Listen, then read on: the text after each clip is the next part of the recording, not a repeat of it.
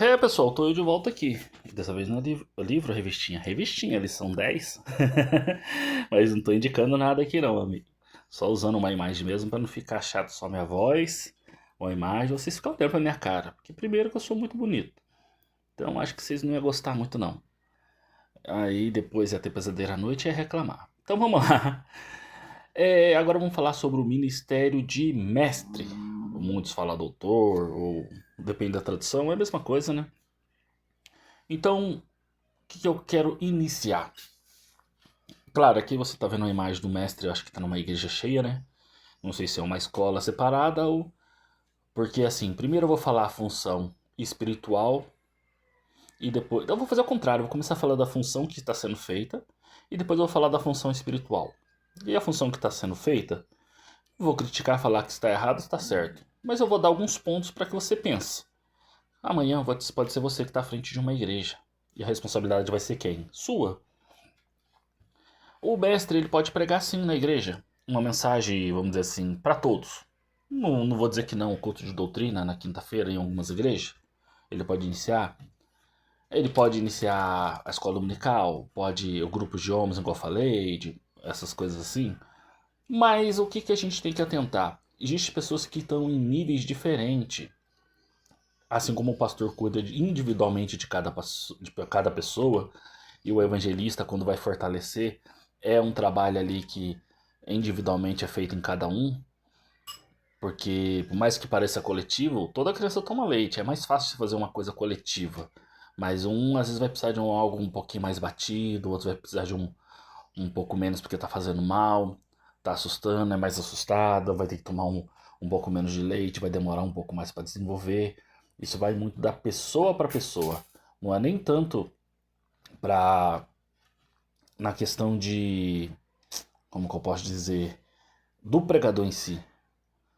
A gente sabe que a gente um planta, outro semeia, Deus dá o crescimento. E Deus dá o crescimento sim, só que aí a pessoa vem e toma pouco alimento e ela vai querer crescer muito. Então também estaria quebrando das leis espirituais. Ela não vai crescer muito se ela receber pouco alimento. Ela tem que receber bastante alimento para Deus dar o crescimento. E ali no caso é a semente, né? A semente brotar. Mas depois que vira uma árvore, ela precisa ser nutrida com água, nutrida. O solo precisa ser bom. Se é colocado algum adubo, alguma coisa ali, é melhorado. E o que eles fazem hoje? Tem igrejas que fazem pequenos grupos e colocam esses mestres junto no pastor, um cuida e o outro ensina. Tem igrejas que colocam o mestre, porque é igrejas pequenas, né? Tem ali 15 jovens, vai 8 irmãos no grupo de homens, ou 10 irmãos, 17 mulher, 20 mulher, entendeu? Então, igreja que faz separado, não é uma crítica nem um elogio, é apenas mostrando o que cada igreja faz. E sim, podemos aprender com muito disso.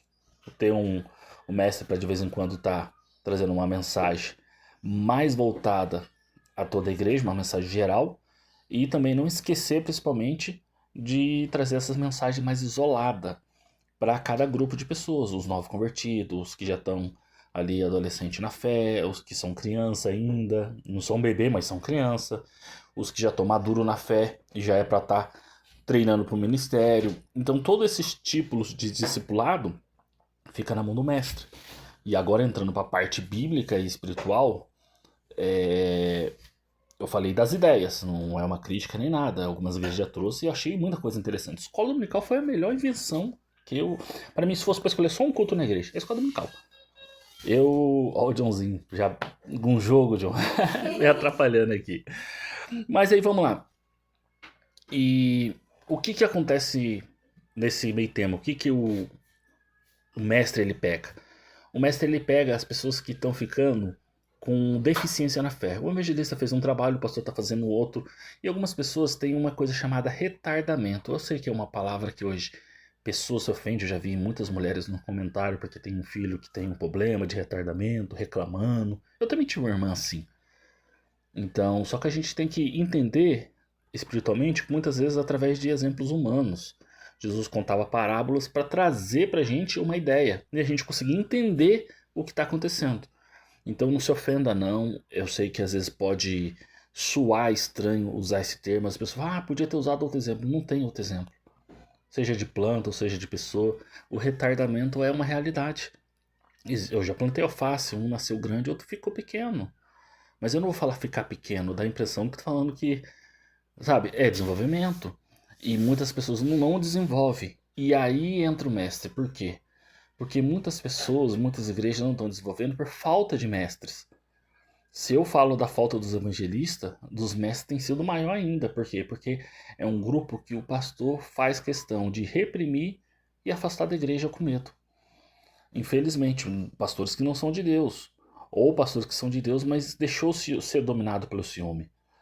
E acontece de eles serem muito desprezados. É claro que tem muitos que aparentam ser mestre, mas traz heresias estranhas, coisas tortas, pessoas que foram discipulados por muitas vezes doutrinas esquisitas, igrejas estranhas.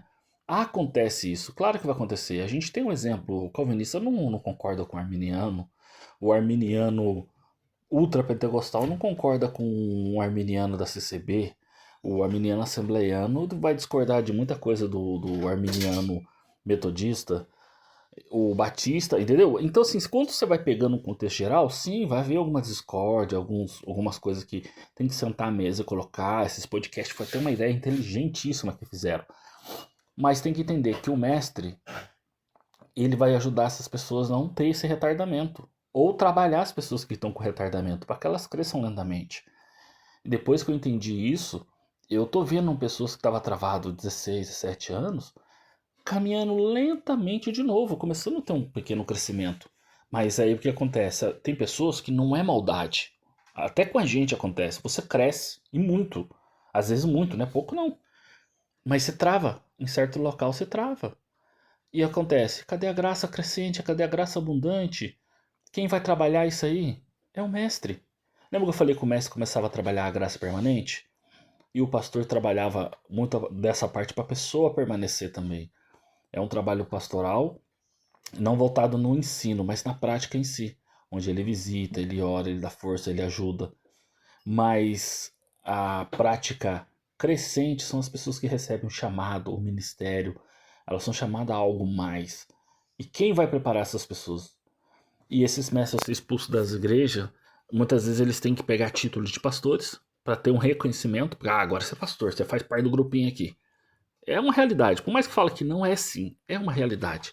Se você é pastor, você tem nome hoje. Se você não é pastor, você tem que inventar ou tentar fazer um modo igual muitos fazem aí. Coloca, eu sou apóstolo, sou missionário, sou... E cada um inventa um nome aí para tentar chegar, se coloca, abre o seu próprio ministério e bispo. Isso não que eu tô falando que tá certo ou errado, mas temos que olhar o que está acontecendo. Essas pessoas foram expulsas e queriam pregar o evangelho, essas pessoas foram expulsas e não estão pregando o evangelho. É disso que eu estou falando. Então, para preparar os grandes líderes que hoje estão morrendo no berço, muitos, ou estão aí com retardamento espiritual, é pela falta desses mestres. Esses mestres que vai trabalhar essas pessoas, que vai fazer o trabalho seja de fisioterapia, ou seja, o trabalho, vamos dizer assim, mental. Porque muitas pessoas, o problema dele é de exercitar a fé. Muitas pessoas já nem entenderam a fé. Então, essa é a função do mestre. A parte de discipulado é uma parte de grande responsabilidade. Tiago chega até a falar que juízo maior vai ser sobre vocês, mestre. Por quê? Porque a missão de vocês é muito importante para manter uma alma viva ou tirá-la do retardamento. O crescimento da igreja depende muito dos mestres. E hoje, o problema hoje das igrejas tem sido isso. Exemplo, se as igrejas me dessem carta aberta para trabalhar em alguns ministérios aí, eu falar, Marcelo, vem fazer um trabalho de restauração. Quem restaura é Deus. O que eu posso fazer é aconselhamento. Vamos lá, vamos procurar os mestres. Vamos encaixar nos lugares certos. Aí vamos salvar uma geração de cristãos. A igreja vai ter, sabe, pessoas. Claro, os mestres acabam limpando a igreja às vezes. O ensino se torna um pouco, sabe, eficaz em muitas pessoas que são repelidas. Por quê? Porque elas estão fora da vontade de Deus. Elas não querem servir a Deus, elas estão ali por modismo ou por alguma coisa assim. Muitas igrejas também, se entrar nisso, acaba matando muitas pessoas. Por quê? Porque essas pessoas não estão nem vivas, na verdade. São mortos querendo ficar ali porque tá acomodado. Tá um escurinho bom pra dormir. Aí você traz luz e ela... Eu vou pular fora dessa igreja. Minha pastora mesmo, toda vez que tinha uma série de estudos grandes falando sobre, principalmente sobre o concerto, já é uma mensagem mais evangelística, mas usada muito também pelos mestres, para fortalecimento, porque era ali o meio velho na fé, né? Então, estudar sobre restauração dos muros, restauração do templo, essas coisas assim. Não, aí ela falava, a igreja vai esvaziar. Falou assim, a gente vai ter uma peneira. Então, acontecia. Então, entenda que o mestre tem essa grande responsabilidade. Ele tem o ministério da ciência, o dom, né, da ciência. E como ele recebeu o dom da ciência, ele vê muito mais que o pastor vê, que o evangelista vê, principalmente nas áreas dele. Mas ele também é preparado para treinar muitos nas outras áreas.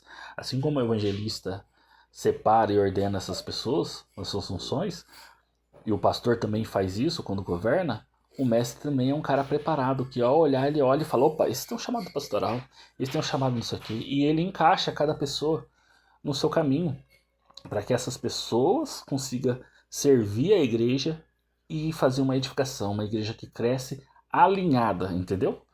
E esse alinhamento, o mestre consegue ter uma visão de como fazer. Beleza, irmãos? Depois eu vou fazer um breve resumo e ficou faltando o profeta. Aí eu vou falar depois uma verdade para vocês.